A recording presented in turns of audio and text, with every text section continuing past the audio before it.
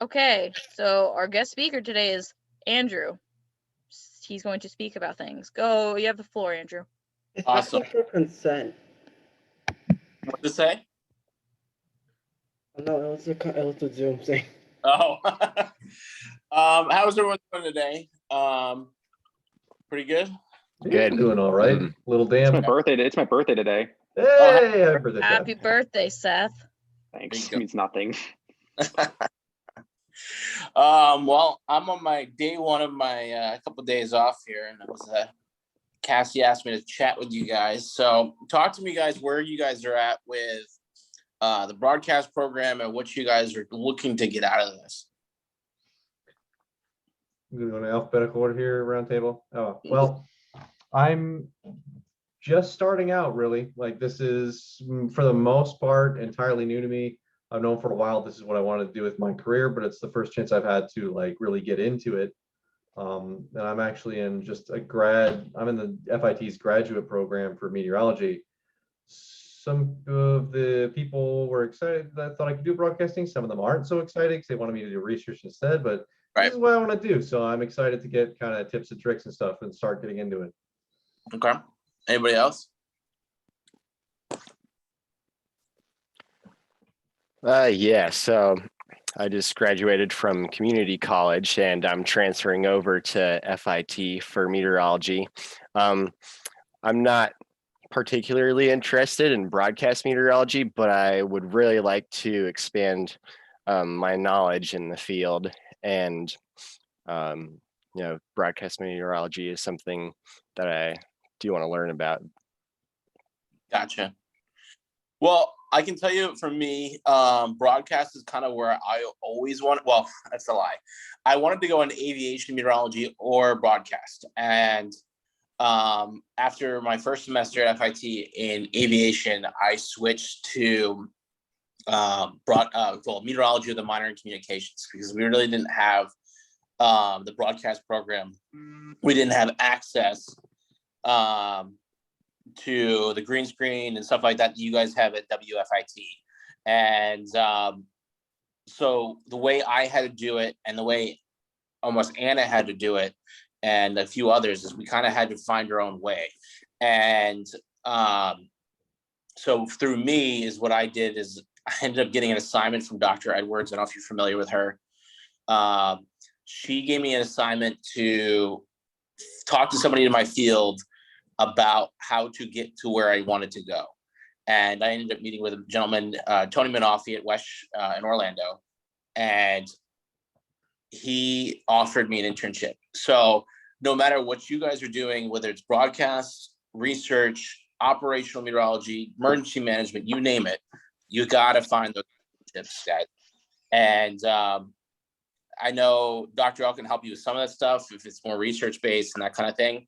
But a lot of that you got to definitely do on your own and be prepared to spend a summer doing that. And Cassie, you can correct me if I'm wrong. You guys don't have the field research anymore, right? Yeah, that's correct. They replaced it with data analysis class. Okay. So that was one of the options to get that experience that you guys are not going to get now. So you're going to, it is broadcast or whatever you want to end up going into, you're going to have to find your, what I'll call path, your way to get experience, because you're just not going to get that in the classroom at FIT. So finding the hands-on opportunity, I think is going to be key for what any of you guys want to end up doing post-graduation and moving forward. If it is end up running broadcasts, obviously you have to understand that this is a cutthroat industry and it is not going to be handed to you out of school. So you're going to need to figure out a way either through the broadcast meteorology program or through that internship to get yourself a reel together, become comfortable. You don't have to be perfect on air, be comfortable talking in front of a camera, and then just send it to wherever you want to go. But whether it's broadcast or any field, be prepared to send hundreds and hundreds and hundreds of applications out before you find the right opportunity. Does that make sense? Yeah, I get you. I actually, that's a lot of things. A lot of my family is engineers, and my brother graduated right before he did, and he has a very similar philosophy. And they all agree with him of like, you're not going to find like the perfect job to apply for and get it. You're going to be putting out like sometimes 100, 300 applications in a week. So that's something that's hard for me to bring myself to do. Mhm. But I understand that that's really the only way to get out there is just find stuff and apply to it. I kind of forget that like I could always turn something down. There is no harm in putting out extra applications somewhere. Yeah, no, 100%, Joseph. Honestly, um, when I was my super senior semester, so because I did 4.5 years with switching majors, um, is I had to basically right away. I had an opportunity to go interview in Lincoln, Nebraska. So they flew me out from Florida, from Melbourne, all the way out to Lincoln to have this interview, and I flunked it. I just did, but I learned a lot about how to interview for jobs, how to act around jobs, and it almost kind of grew me up in some regards, and that maturity of how do you go about doing something. And that's the thing is when you're doing applying for stuff down the road, whether it's broadcast or whatever, just because you go there and you're nervous, use it as a learning experience, because that's the only way you're going to learn and improve and get yourself to where you need to be in order to get yourself that job after college and behind graduation. I mean, even if it's an in college, job, you're looking to go, flip burgers, don't be afraid to fail and interview somewhere. Uh, but in the grand scheme of things, I literally interviewed for that job, flunked it, came back to FIT and had nothing in terms of trying to find that opportunity. So I went back to my mentors. And that's why I think it's so great that Cassie's assigning you guys mentors to help guide you and put you in the right direction, no matter what your career path ends up wanting to be. But I went back to my mentors in Orlando and said, hey, can you help me? And what that allowed me to do is put me in the right mindset to move forward.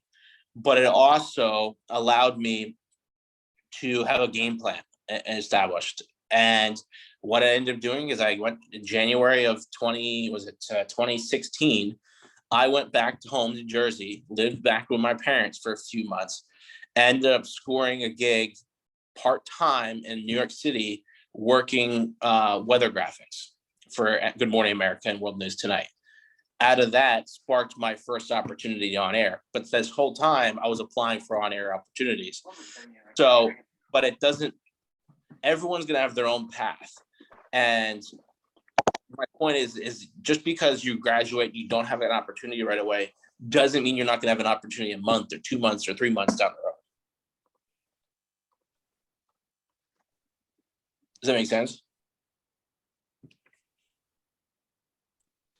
Yeah, I also wanted to say, I'm still not certain and haven't made a decision on what I want to do yet, but I know that I love the weather and that it'd be important to expand my knowledge to see what's out there by getting experience.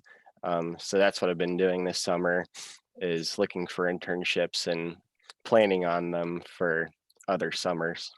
Mm-hmm. Yeah, and having that plan, obviously, throughout your years at Florida Tech, I mean, I think it's so important, and it's something I didn't do enough of, and that's why I want to see you guys succeed and put yourselves in the best opportunity for whether it's broadcaster, wherever it is, that you're going to be set up for success.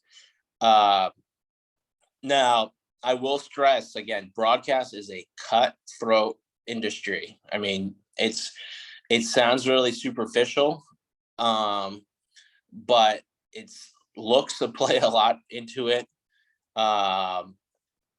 Don't expect to make a lot of money right away.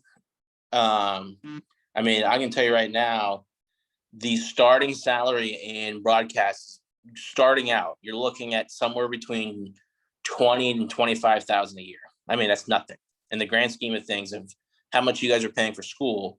It's not that much. Now you get 2 years in your 2 years down in the industry. Now you're probably talking 35, 40, 4 or 5 years, you're probably talking about closer to 60. And then within 10, 15, 10, 12-ish years, you're making probably 120,000. So, but you have to pay your dues. And that's going to be pretty much any field you go into in broadcast is don't expect to be making a ton of money, not broadcast or just in general, meteorology. Not always you're going to be making a ton of money right away.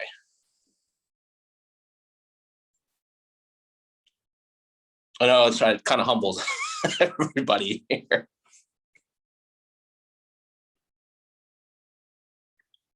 Any comments to that? That kind of swayed me away from broadcasting is starting out that low, to be honest. That's why it swayed me more into a communication still kind of like side, but more of emergency management where it might be a little bit better pay, but still doing something I kind of want to do versus being in front of the camera. Right, exactly. And like Cassie, like you just said with emergency management, that's another option. I mean, because you're doing operational meteorology. So getting even that broadcast base in going into, let's say, emergency management. Well, now you can learn how to talk about weather in simplified terms to to present to, let's say, the fire chief down the street or your local mayor, however that is, being able to communicate weather in a easy, simplified form by doing the broadcast program, I think is going to be huge for you guys because the way I was always taught is talk to grandmother. If your grandma can understand your weather when you explain it to them, then everybody will be able to. No one's going to know what you're talking about when you talk about the vorticity of this and the whatever skew T of that. No one knows what you're talking about. The general public doesn't know. So you have to be able to dumb that down and being able to have effective communication. So, that's what I'm saying. If it's not this broadcast program, I think could make you an effective communicator,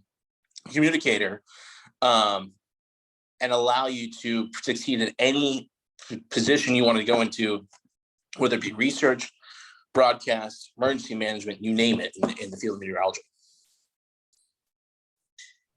Yeah, that's what I've been trying to throw it out to people, trying to get people to come in, because you can pretty much use communication any part of meteorology you're going to. If you're not actually doing the broadcasting, you still will get better communication skills that you wouldn't get from like dynamics. You're not going to get any communication skills from dynamics. You're just going to get headaches and pain, but you're not going to get the communication skill. That's what I've been trying to advertise, get more people to come. Absolutely. So do you guys, any of you guys, obviously I know that's a lot of heavy stuff that I just put on you guys, and it's a lot of Debbie Downer stuff. Now, I will say I love what I do. I love doing the weather. I love communicating with people. Hell, I'm off today. I'm off the next 3, lucky. I worked for the last 7. And I was able to just go out on the golf course today, enjoy myself, but I ended up meeting one of our sponsors of one of our newscasts. She's a lawyer and she does commercials and stuff for our newscast. Well, being able to go out in the community and meet these people and just, they know who you are. I mean, it's very rewarding.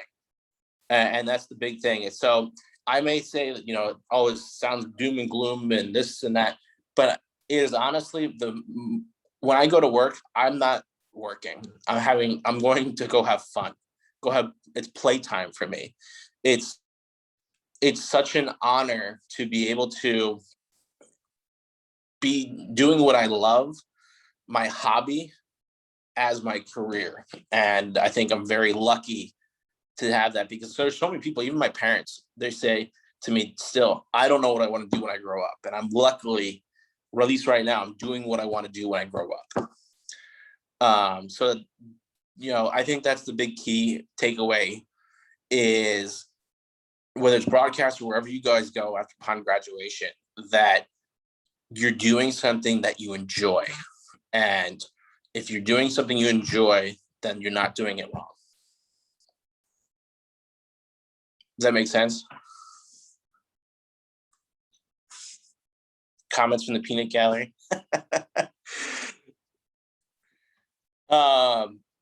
So I will say, anybody realize that when you're doing broadcasts, that men especially, that you're gonna have to learn how to do your makeup. That's one thing that It's insane how much men have to do their makeup. Because I shadowed one of our broadcast mates down here like a year or two back, and he's like, all right, I'm gonna take you to our makeup room and I'm gonna show you how to put makeup on. And I was like, yeah. excuse me? I was like, excuse me, what are you saying? And then he's like, yeah, I put on like some blood. I'm like, that was the most shocking thing I still remember from that day with shadowing. That men wear makeup. I want to say that story. And I'm sure the females in the watching this can appreciate this. So when I get there, I put anti-gloss on my forehead and my nose.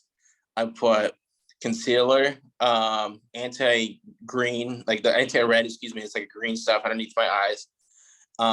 Full powder, full finishing powder, contour my cheeks, and put clear mascara on. So, I mean, the fact that I know how to do that is scary to me, but I thank God I had my sisters to teach me. But that's the thing. It's like, that's what I was saying. It's so superficial, but like, you know, broadcast is very image driven, whether it's, you know, looks or things you say. I think that most careers are getting like that anyway, but with things you say at least. But that's why men wear makeup, because you that way you're not glossy on air and you look very prim and proper and all of that. But you know, the big thing also is about image is I just want to also stress, watch what you guys post on social media. And I know you guys probably heard this a bazillion times. Don't post politics. Don't post anything controversial. And don't, like, if you're of Instagram, you know, watch what you post. Okay. Don't go out, you know, if you're out drinking and partying and this, that, and other, employers don't want to see that. So purge your social media of that kind of stuff, because they're going to look at what your social media is, and they're going to try and tell what kind of person you are, whether it's broadcast or anything else, that who you are, because they're going to do their research on you. So I think that's a big important thing for any of us looking to pursue any kind of career. And I'm sure I'm not the first person that has told you that kind of thing, but I'm just trying to keep it real with you guys. I actually want to piggyback on what he said. When we actually start doing everything, it might be recommended that you make like a weather account, so you can like post like all of like your forecasts. We can be able to get you the videos. You can have all your forecasts, all cloud pictures, like make a weather account for like Instagram and Twitter, maybe a Facebook page. It depends on what you use, but you should use that, and then you can start building up your portfolio and actually having people see you more, versus just your personal friends who probably don't give a crap. No offense to your friends, they probably don't care unless it's like it's tailored to them, but you're gonna be forecasting for Melbourne, not Minnesota or Colorado. Mm-hmm. That's pretty good idea. I like that you suggested that, because the other thing is in broadcast right now, social media is such a big push. So what they're trying to do right now is television, radio, newspaper especially, then radio, then TV. Numbers are slowly declining, because I can tell you right now, who in our generation do you know that sits down every single night and watches the local news? Not many. It's going to be mainly our parents and our grandparents right now. Not that we'll ever get there, but right now, the people that we're talking to and broadcasting to is the older generation. Now, what do we all use? Social media. So how do we drive those people into watching us? Is grabbing their attention on social media and saying, you know what, give them a reason to watch. So what I've done in my local station is 5 nights a week, I do it, and my chief does it the other 2 nights while I'm not there, is at 8:30 at night, I Facebook Live and I talk about weather, I talk about my life, I talk about answer the questions from the viewers. If someone says, hey, am I going to go fishing tomorrow? We're going to go fishing tomorrow. What do you think I should, looking at? Talk to them, answer their questions. And what does that do? That builds rapport with them. They trust me. I trust them. And they're like, you know what, that Andrew guy is pretty cool. So let me go watch them. Or let me follow him. And when I post a news article or web article, because that's what's paying the bills right now, is pushed to our website, because that's where everything is going, is web, that's where we're making our money.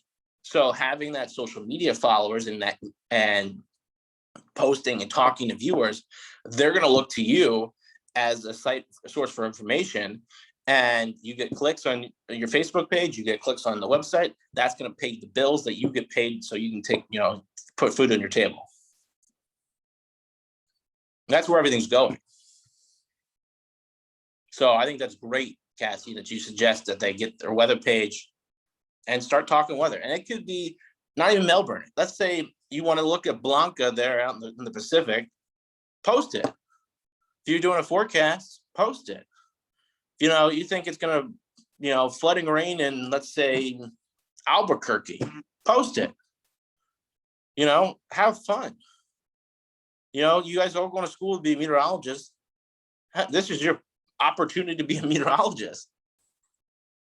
It's not all the numbers and dynamics and all the other craziness. So, does that make sense? Yeah, I plan on converting I have a cloud Instagram that I'm probably gonna end up converting it slowly to more weather type thing, forecasts and stuff versus more clouds. But clouds, everybody likes clouds too, so. Yeah, that's true. So, Cassie, you and I have talked a lot, and I'm sure you passed the word on. What do you guys, when you guys are putting these graphics together for your broadcast stuff, obviously you have our graphic artist working on something. You sent me some of the stuff. At Karsh. What's that? It's Karsh. She's right here. Oh, okay. Hi. So that looks great, what you guys are doing with that. And then I think I talked to Cassie about this. The only things that I would add is doing a lifestyle stuff, because that's something that the employers are going to be looking for. So that's more, let's get the beach forecast for tomorrow. So you're looking at rip currents, you're looking at surf heights. I mean, a lot of people surf at FIT. There's a surf club. So, I mean, that kind of stuff. Let's say they got the fair down the street. Let's put a forecast out for that, because that's what people are going to want to watch and know about. So the other thing that people don't think about is with broadcast field is your folks' calendar.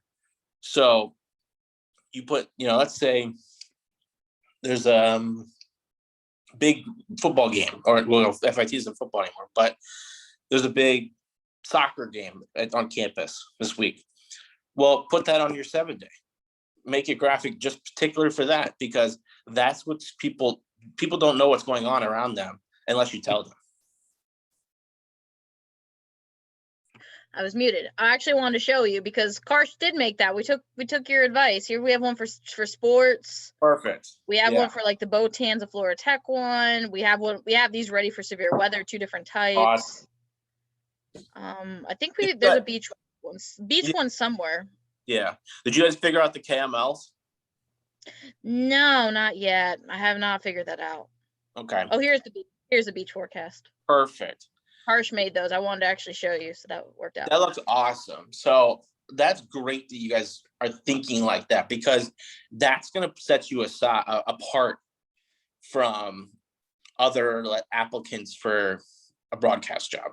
Joe made it back because he fixed his internet. We're proud of you, Joe. Sorry. What was wrong with your internet? My router just went toast mode for about 5 minutes. I had to reboot the whole system. Kaput. That's what it did. Well, your talk is too hot. Yeah, I guess so. Commodity right there. No, I'm just trying to keep things real with you guys. I mean, I want to help you guys in any way I can. So Well, I appreciate that. I'd rather that than, well, I sort of missed the discussion that led to this, but with your statement, I appreciate being real with us, because a lot of people don't bother and they just kind of leave it to say the same technicalities you've heard 12.5 times. And I want the back end. I want to say, how hard is this going to be? A lot of people don't like to tell you the downsides. People don't tell you the upsides. yeah, no, I think you're right. I think everyone's afraid to talk about the downsides of things. The other thing to think about too, if you are going to go into broadcast, thinking out loud here, when you first start out, a lot of positions right now, and I think Anna's battling this a little bit because she's doing more web stuff, but I was what they call a meteorologist MMJ. So I did weather Saturday and Sundays when I first started out. And then 3 days a week, I was a reporter. And you have no training on that going in. The school's not preparing you for that unless you have some kind of communications background. So I would talk to, I can't think of his name, who's the guy in communications cast helping you? Peterson. Talk to Dr. Peterson about that kind of stuff too, because he teaches writing about media, so that would be something to help. Kelly talked about that last time, that class. Yeah, I would suggest if you guys want to go on a broadcast, talk to him about that, and maybe you can do like a little side lecture or something and kind of put you guys in the right direction. Obviously, I'd recommend taking his class if you want to go on broadcast, because that's going to help you, especially if you're going into broadcast, because not only are we writing web stories and shooting something, like for instance, I just shot my own story the other day on weather. I talked to Dr. Michael Brennan and Ken Graham from NAC. And then I did talk about the changes that they're coming for this year's hurricane season with the new standby list of names and the potential moving hurricane season up to May 15th for future seasons. So you're not like, just because you're going to meteorology, broadcast meteorology, you're not just sitting in there at the green screen. So having that kind of stuff, I think, is going to be helpful for you guys. So I would talk to Dr. P and see if he could help you with that. That's actually a smart idea. See if he can do like a lecture thing, I may actually. That's a good idea. Yeah. I'll talk to him about that actually. Because a lot of folks are going to be starting out as meteorologists MMJs, which means you're going to be shooting your own stuff, you're going to be writing your own stuff, and then you're going to be cutting their own video for your stuff. So that's another thing to think about, is if you guys eventually get to that point where it's not just the weathercast and you guys do a little mini news show with his students, that's something to think about, because I can see easily, if we can get this thing off the ground for a broadcast side for meteorology, that Dr. P is going to use this opportunity to put his media students and journalist students through the same ringer and put you guys together for a newscast. Yeah. Into some kind of, how do I put this, like a news broadcast. So whether it's through the WFIT or figuring out your guys' own way, whether it's a classroom and they pull down a green club outside of it, or if it's a, AMS club and this club in collaboration. Yeah, we're still trying to figure that out, because then we're going to have to fight with the school, and I don't. Be down the route. So dumb questions, Kat.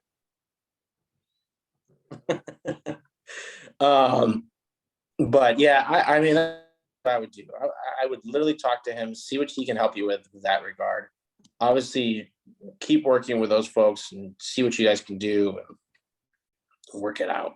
I mean, that's the best thing I can tell you. And if you guys really, really want to broadcast, I would reach out to other sources. See, reach out to maybe Embry-Riddle. See how they got their program off the ground. Reach out to University of Miami, Florida State. See how they got their programs off the ground and see what advice they can give you guys. Also, reach out to the local stations. See who can help you. See who's offering internships, whether it be NBC, ABC, CBS, Fox, Spectrum. I think there's another local one there in Melbourne. See who can help you, and maybe they'll be willing. Okay, actually, I do have a question. It's kind of off off-brand question. Go for it. But between these two classes, what's better to take, Intro to Communication or Writing for Media? Like, what do you, your opinion, what do you think? Is one required for the other or no? No, Writing for Media only needs COM 1102, and Intro to Communication only needs COM 1101. I would take Writing for Media. I might change that, because I had it as Intro to Communications, but it's not Edwards. It's someone named Gallup. Yeah, if it was Edwards, I'd say take Edwards. But Intro to Communications, if I remember that class, was literally just talking about not even just news, it was just general communications and like how communications was all formed, radio and this and that, and which was good, but it's not going to. It's not targeted enough. Exactly. All right, so I should. All right, I'm not going to tell Dr. O. I'm just going to switch it without him knowing, because Peterson's class is in full. To help you in a Writing for Media, whatever it is going to help you with press release writing. So like emergency management as a meteorologist, you're going to have to write up, like for instance, one of the guys that I know out in South Dakota, he's a meteorology, he's a fire weather meteorologist. So what he does is he puts out a full release to the media and for all the fire departments for the entire state, and talks about what weather is going to affect them and how, but he's got to write it in like a press release kind of format. Well, how do you learn how to do that? Well, writing for media. So, and writing communications. So that's what I'm saying. And that's why I was trying to make the point earlier is just because it's broadcast based right now, what you guys are doing, doesn't mean that you can't pick up skills and stuff that help you with any field of meteorology. Right. Okay. So, I mean, I can answer any questions you guys have. So if you just want to shoot in my Yeah, I feel bad about that because like, oh, this is so new to me. I'm just taking whatever information I can. It's like trying to Google the definition of a word when you don't know a word yet. Yeah, no, it makes sense. And whether it's, you know, I know Cassie assigned everyone mentors and stuff like that, but if you just want to reach out, just reach out. I mean, that's gonna, I'll just be honest. I mean, it doesn't, I don't care. I was switching the classes. Now I'm officially switched. Oh, good for you. Oh, that was fast. MS degree, it's a little tighter for how much room I have to take optional classes, because it's all, most of it's preset. But I think there's like one class where I can kind of do whatever. And I'll have to talk to, I guess it was Dr. Peterson or somebody, to see about maybe taking Writing for Media or something, because that would help a lot and I'd be interested in doing it. I'd rather do that than like process management and processing of big data. You know, whatever, you know, for that company or for that communications kind of organization. So there's another opportunity too, if as a fallback. So just, that's another thought too. Can't hurt. Just add into the portfolio at that point. Right. And like, for instance, we have a broadcast meteorologist like Facebook group. Like, I'm sure you guys have your own AMS Facebook group of like internal communication. Andrew, so like, you're in the Facebook group. Oh yeah, duh. I was like, wait, you're in the group. I'm in the group, yeah. Brain fart. But we have a private secret group of broadcast meteorologists from all over the country. And like people post questions in there and like try to help each other out. Okay. For instance, I did a question in there today from somebody that asked, do I take my master's in applied meteorology when I already a broadcast meteorologist? And the general consensus was no. Take your master's in something else so you can expand your horizons and make yourself more marketable for other opportunities. That's why I'm looking to get my master's in emergency management, probably through Millersville if I can get in. Mm-hmm. Yeah, that's a good way to do it. I thought I saw Mississippi State had an online program too. They do, but it's gotten, theirs has gotten complicated. I was talking to meteorologists about a year or so ago when I graduated with my undergrad about, you know, interning. And he was interested in me taking, he said, you know, he hire you for an intern and then you could take online classes to get a cert for broadcasting. But a lot of Mississippi State's online programs, they've made way longer. They turned what used to be like a 1.5 year, 2 year program into now a 4-year program that still only results in you getting a certification and not wow. another degree. So he was kind of upset to hear that they had dragged it out so much. So I'd say it's worth looking into, but be aware, not everything stays constant with these college programs. Oh, well, that's everything though. Yeah. But I did have a question. I'm generally curious. I may have missed something, and I don't know how much. So, with how much broadcasting you do, in the studio, or regardless, how common is it for just a meteorologist position? Do you find that you make your own slides most of the time, or is it sometimes done by the station? 90%. 90% of the time you have to make your own slides? Maybe higher. 90, maybe 95. Yeah. Okay. So that's what I was talking to Cassie about eventually is obviously you guys are making this through PowerPoint or however you guys are doing this, that eventually down the road it'd be nice to get you guys a weather system. And I know Dr. L pushes his IDV, but you're never going to use that in reality. I don't know a single meteorologist that uses pressures on that stuff. You in some regards. Okay, so one question. So you talked about like what classes to take, how to present yourself talking. I've been asking each one who does the talk, I know what you use for forecasting, but for those who don't know, what do you use to compile your forecast? All right, so literally I made myself, I wish I had one in front of me, but I made myself an Excel spreadsheet.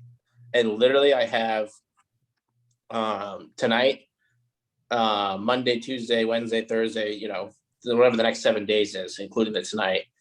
And I will literally go through every model and NAM, Euro, GFS, ensembles, and literally get the raw numbers for whatever site I'm forecasting for. Here it's KHRL. And I use Weather Bell for that. And for most of it, Texas A&M's MOS for some of it, and Weather Bell for the rest. And literally I put it all in there, look at the numbers. Obviously, as the longer your forecast, you know what the biases are, the different things. And then put my 7-day together. And then I'll use that in conjunction with the zone forecast from the NWS, kind of bounce my numbers off theirs and just kind of see where their thoughts are, and use them as a resource for that. And then I'll write down every number. I mean, I'll go on the local NWS office. I'll get the serve temperatures. I'll get the wave heights, because I don't know enough about it, and it doesn't matter,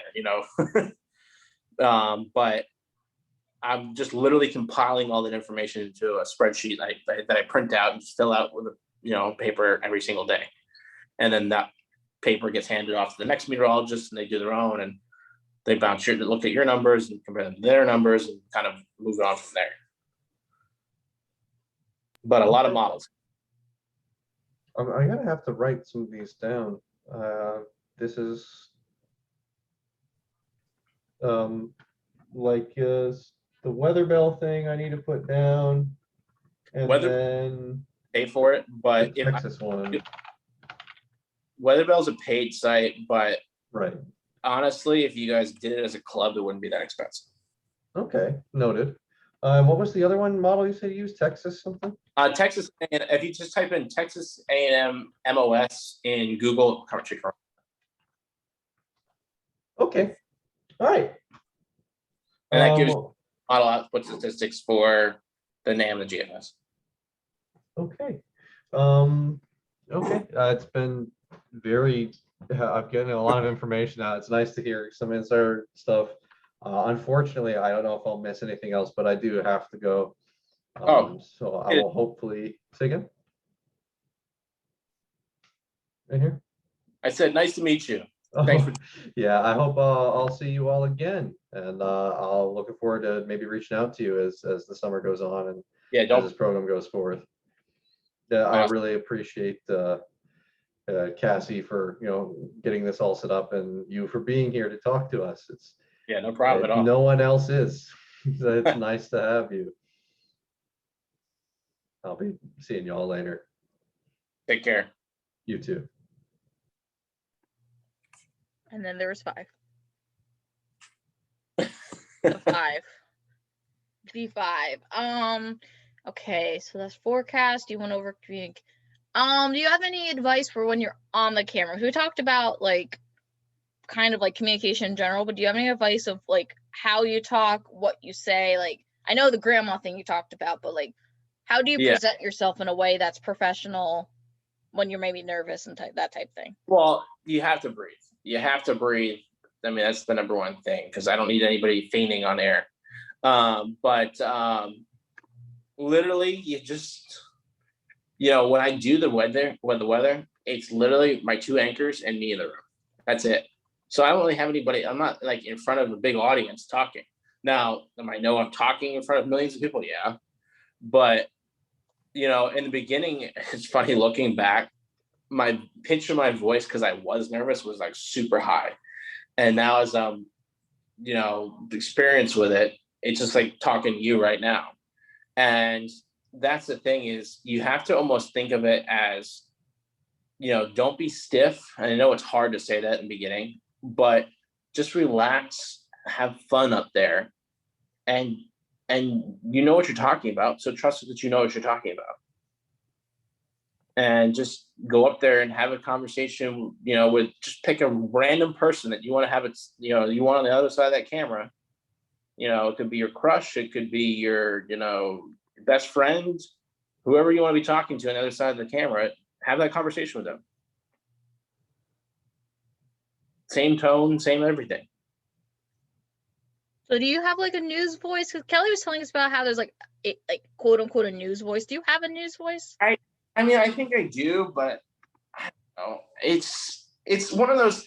I think you notice it more with females. To be honest with you, because I think you're in a more I'll call stern tone when you're up there, but I think you also, as long as you're being yourself, then it doesn't matter. You know what I mean?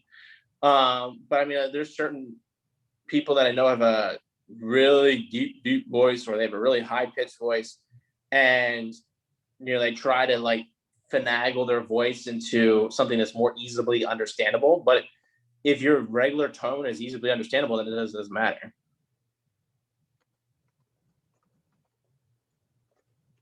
I mean, to be honest with you, once you get in the industry, you're gonna have consultants. I mean, if they want you to tweak something, they're gonna tell you to tweak something. I mean, I had a lady that came in, I don't know, a year ago and told me to change my haircut. Now I wear my hair a little different on air. But that's about it.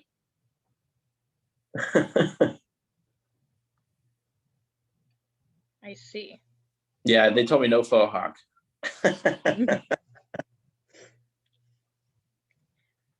Does anyone else have any more questions?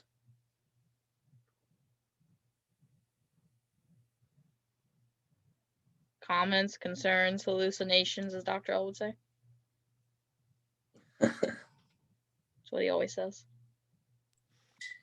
Maybe this is a question for later, but I was wondering, because you mentioned it earlier, emergency management meteorology. I haven't heard a lot about that before. I know a lot more about broadcast meteorology and operational meteorology, but is there anything you could tell me about emergency Yes, management? I don't know if Cassie, I think I told you, Cassie, but like I've been through wildland fire school. So I went through, when I was in South Dakota, I was broadcast meteorology in a journal and doing reporting stuff, but I also did firefighting on the side. So so I've been very exposed to the emergency management side of things, but literally what that field is more guided to nowadays is obviously, for instance, wildfires. They're blowing up left and right in California and Oregon and Washington and Colorado, and you name it. So that's going to be more and more of a need, is somewhere that's going to be whether employed through the state or through NWS, is every wildland fire has its own meteorologist on it. Every single one of them, that has a team, not like, right away, but even right away sometimes they have a meteorologist there, and they're forecasting where the wind's going to blow, Where's the fire going to move? If the wind's going to blow at this speed and the fire's moving this speed, do we need to evacuate the homes over there? And they're using the meteorologists to help make those decisions. Now we could switch gears to hurricanes. Emergency management, well, where's FEMA going to need to put their resources? Where does, if there's going to be a tornado outbreak across the plains, well, where do we need to pre-position, let's say, the power company to make sure that they can come in right away and restore power to the people that don't have it? I mean, that's the kind of thing that you're going to be doing as emergency management. You know, let's say there's a flood. Well, if there's a flood coming, you're going to be working with your local, whoever, municipality that you're employed through. And they're going to make sure that they have the resources ready, the sandbags ready to all prior to the storm. And then during the storm, they're going to have you be out front and center as the spokesperson, which is why communications is good, to be able to explain, hey, this is what's going to happen to our community. This is what you need to do to prepare for our community. And then obviously the post pickup stuff and making sure that your community is getting the resources that it needs to build back better.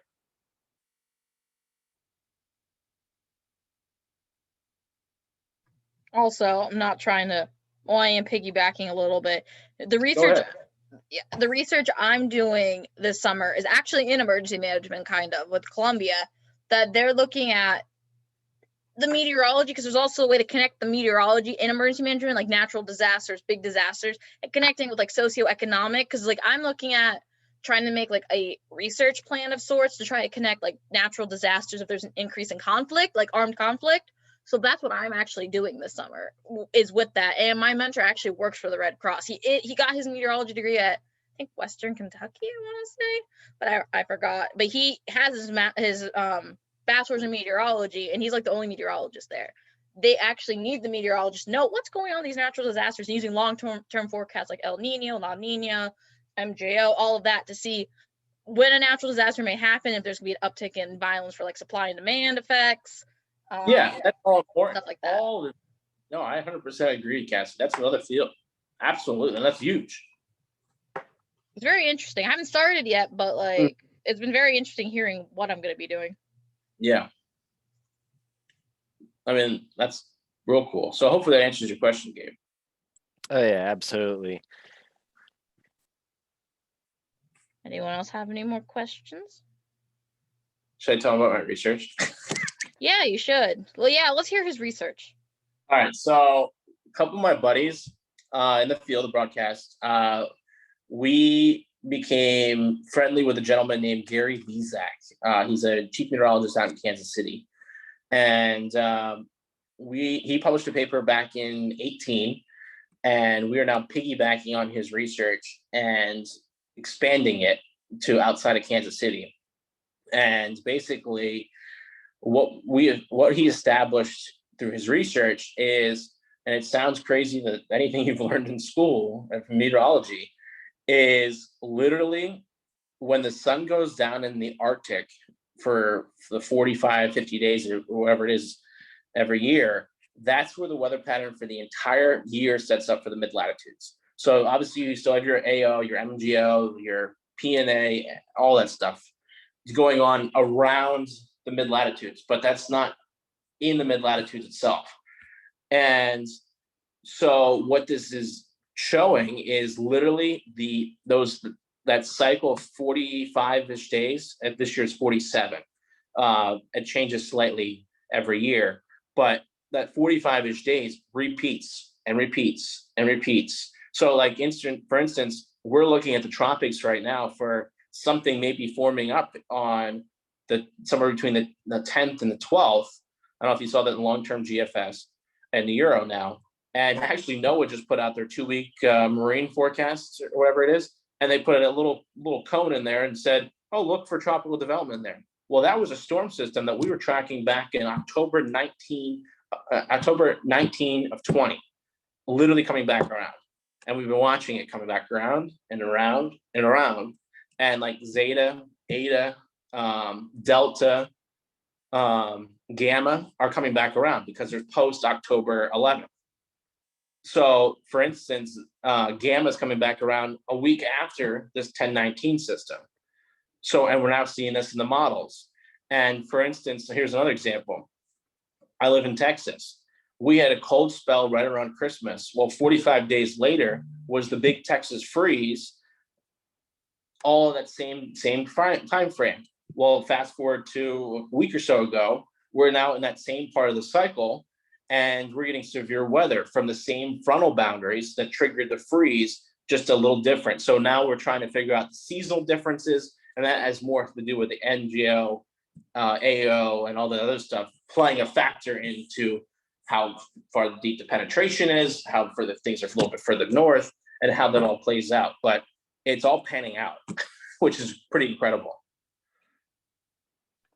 I always like hearing about his research. That's really cool what you're doing. Yeah, Dr. I sent him the original paper and he never texted me back or emailed me back. So who knows?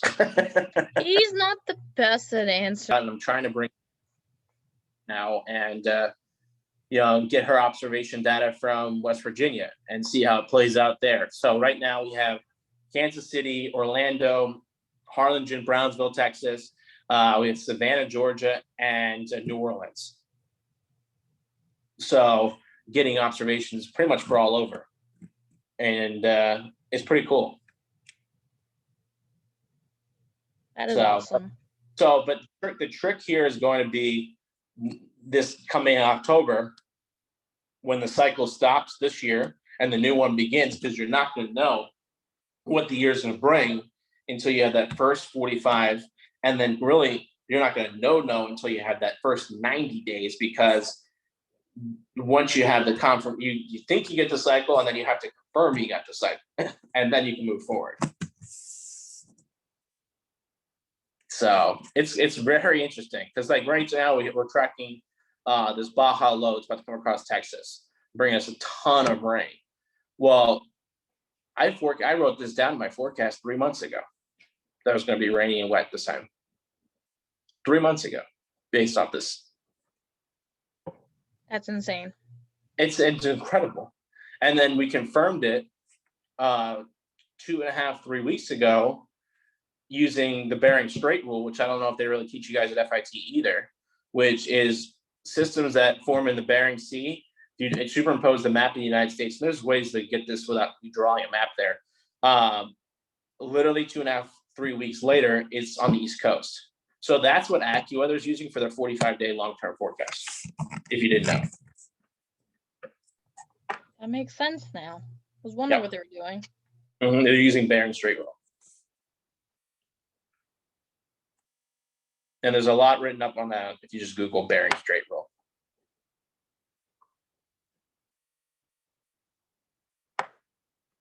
So it's pretty cool. I'm excited about it. That is awesome. But if anyone's if you guys are, Cassie, I can send it to you and you can distribute it if anyone wants it. But I can send you Lizak's paper if they're interested in reading more about what sparked this research that we're doing. Yeah, if you send that to me, I can forward it along to everyone. Yep. Anyone else have any more questions for Andrew? Kirk, I know you probably can't talk, but do you have any questions to put in the chat for Andrew? You usually can't talk, so I don't know if you'll be able to.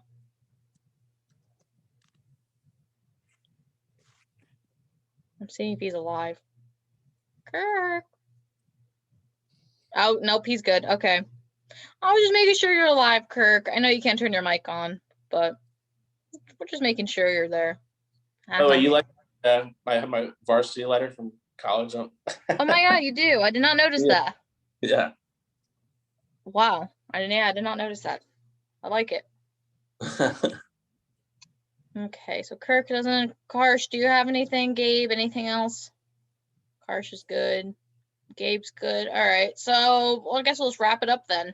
Thank you, Andrew, for coming and speaking to us. I appreciate it a lot. We all do. Yeah, thank you, Andrew. Yeah, thank you. All right, I'm going to end it then, and we'll hopefully be back here in 2 weeks. All right, Bye, take care, everyone. guys.